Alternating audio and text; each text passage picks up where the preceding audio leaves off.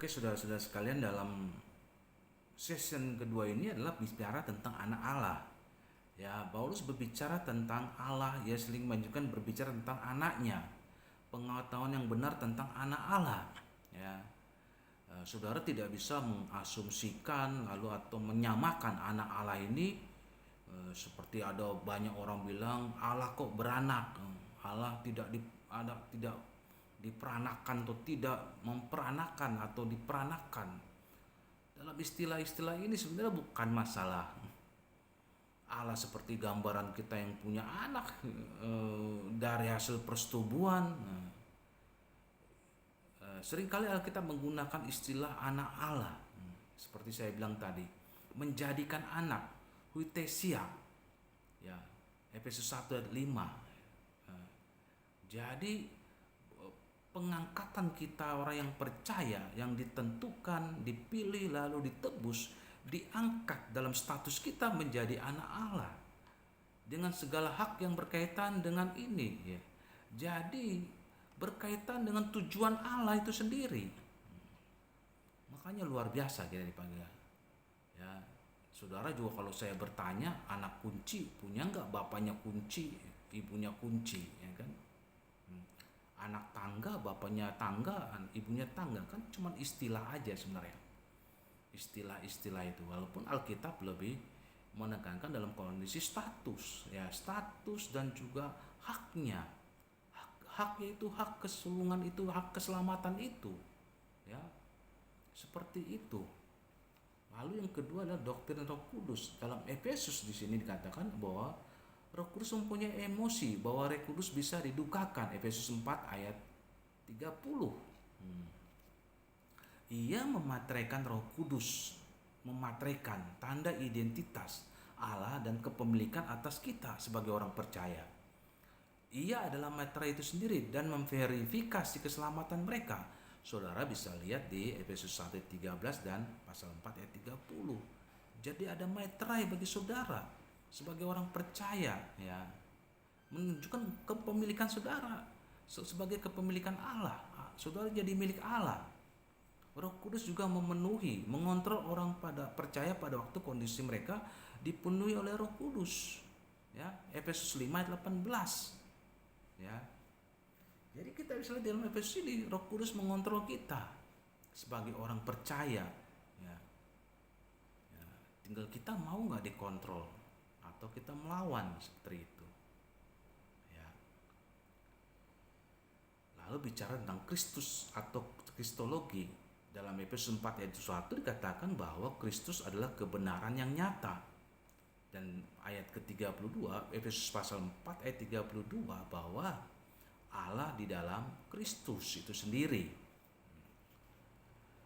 Nah, di dalam kitab Efesus sendiri kita juga bisa lihat dalam kristologi tentang Trinitas atau Tritunggal bahwa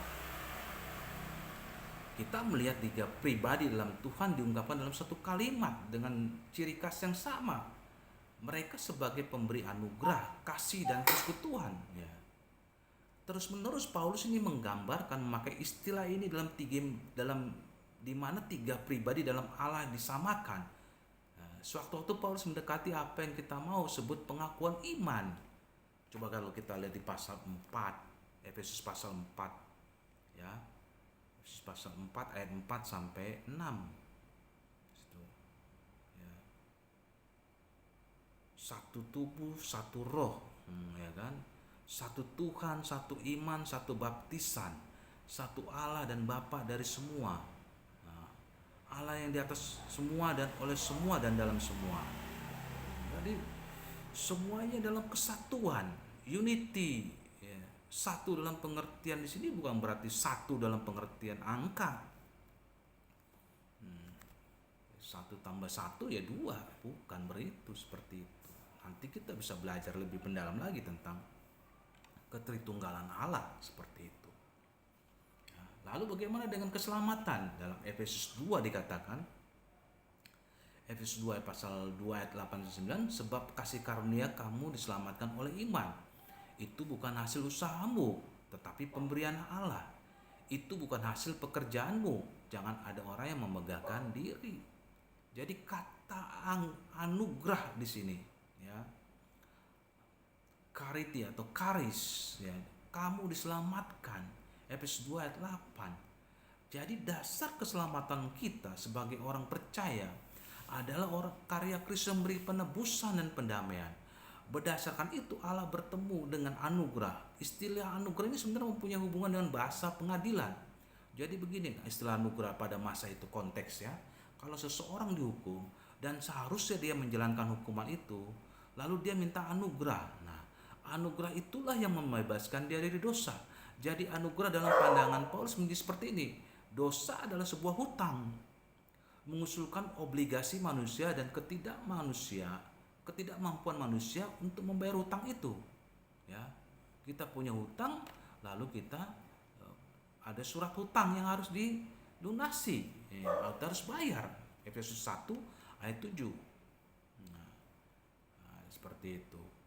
Jadi bentuk penyimpangan, hal ini merupakan bentuk penyimpangan dari jalan yang lurus, dosa tanpa hukum dan menjadi pemberontakan.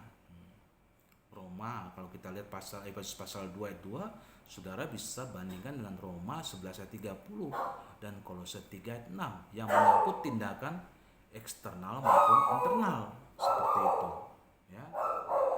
Jadi dalam Efesus 1 ayat 7 dan Kolose 1 ayat 14, penebusan didefinisikan dengan istilah pengampunan dosa. Bandingkan Roma 3 ayat 24, pembenaran terjadi melalui penebusan, berkaitan dengan apa? Dengan pencurahan Roh Kudus, seperti itu. Ya. Nanti kita lanjut lagi sedikit lagi, ya.